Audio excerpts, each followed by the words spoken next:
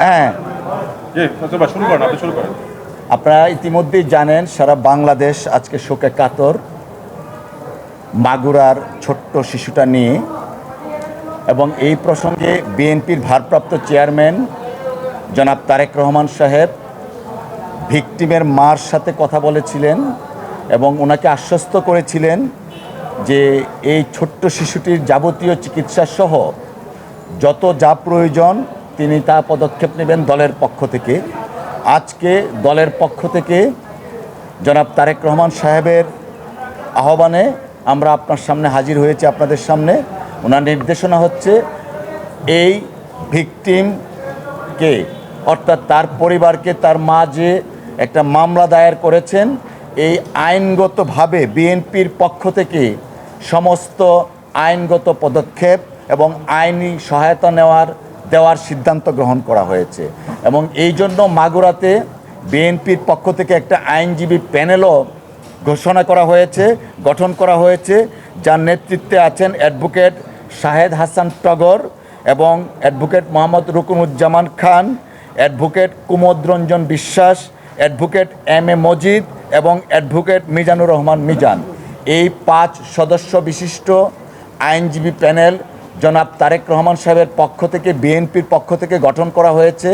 তারা গ্রেফতারকৃত যারা আসামি আছেন এবং এই আসামিদের বিচারের জন্য তথা এই ভিকটিমের মা যে মামলা দায়ের করেছেন সেই মামলা পরিচালনা করার জন্য এই আইনজীবী প্যানেল বিএনপির পক্ষ থেকে কাজ করবেন। এবং সম্পূর্ণভাবে এই আইনজীবী প্যানেলের কাজটা হবে পরিপূর্ণভাবে বিএনপির পক্ষ থেকে। এবং এইখানে কোনো ধরনের কোনো আইনগত সহায়তার ক্ষেত্রে আইনজীবীদের যে একটা খরচ থাকে সেই খরচটাও জনাব তারেক রহমান সাহেব ব্যক্তিগতভাবে বহন করবেন। তো আমাদের বক্তব্য এখানে ক্লিয়ার, বিএনপি মা মাটি মানুষের দল জনাব তারেক রহমান সাহেবের নেতৃত্বে বিএনপি সারা বাংলাদেশে যেখানে অত্যাচার হবে, অন্যায় হবে, সেখানেই বিএনপির পক্ষ থেকে সব ধরনের সহযোগিতা থাকবে।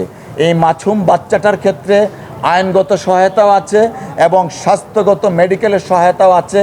তারপরে সবচেয়ে উল্লেখযোগ্য যে জিনিসটা থাকে সামাজিক সহযোগিতা। জনাব তারেক রহমান সাহেব ইতিমধ্যে মাগুরার সর্বস্তরের নেতাকর্মীদেরকে নির্দেশনা দিয়েছেন যেন পরিবারের পাশে এই আমাদের দলের নেতাকর্মীরা দাঁড়ান। এবং এর মধ্যে প্রত্যক্ষভাবে কাজও শুরু হয়েছে। আজকে এই 4 জন যে এই মামলার আসামি তাদের প্রত্যেককে অ্যারেস্ট করা হয়েছে এবং আমি একটু আগেও আমাদের আইনজীবী প্যানেলের সাথে কথা বলেছি, ওনাদেরকে আদালতে উঠানো হয়েছে। এবং আমাদের পক্ষ থেকে অর্থাৎ ভিকটিম পরিবারের পক্ষ থেকে এই আইনজীবী প্যানেল কাজ করছেন যেন এই মামলার প্রকৃত দোষীদের শাস্তি বিধান করা যায়। ধন্যবাদ সকলকে।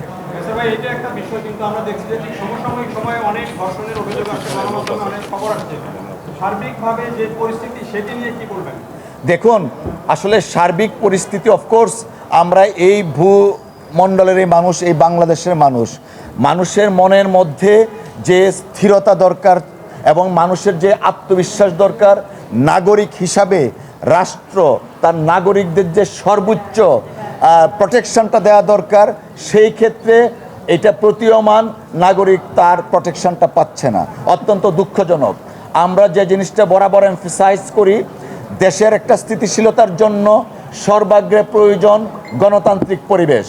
আর সেই গণতান্ত্রিক পরিবেশের জন্য দরকার হচ্ছে একটা নির্বাচিত সংসদ এবং নির্বাচিত প্রতিনিধি। দেশের নির্বাচিত সংসদ এবং নির্বাচিত প্রতিনিধিদের কাছেই মানুষ নিরাপদ। দেখুন, এটা আসলে কি রাষ্ট্রের ফেলিওর আমরা বলতে পারি। কারণ কেন আজকে মা বোনরা ভালনারেবল হবে? গতকাল 8ই মার্চ ছিল বিশ্ব নারী দিবস। আমরা এই নারী দিবসের প্রাক্কালে কেন বাংলাদেশ এরকম মুখোমুখি হবে? আজকে ফ্যাসিজম বিরোধী আন্দোলনে বাংলাদেশের মহিলারা, নারীরা নেতৃত্ব দিয়েছেন, দেশনেত্রী বেগম খালেদা জিয়া নেতৃত্ব দিয়েছেন।